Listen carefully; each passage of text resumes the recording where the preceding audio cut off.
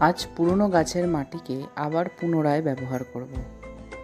কিন্তু এই পুরনো গাছের মাটিতে অনুখাদ্য বা উপাদান কমে যাওয়ার ফলে সেই মাটিতে কয়েকটি জিনিস মিশিয়ে নেব, যাতে করে মাটির উর্বরতা শক্তি আবার বেড়ে ওঠে।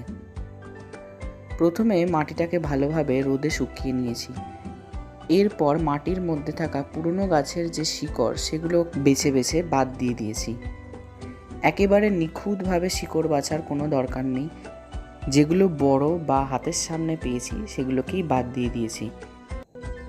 এরপর মাটিতে অল্প পরিমাণ বালি, 2 মুঠো মতো হাড় গুঁড়ো এবং 2 মুঠো শিংকুচি দিয়েছি।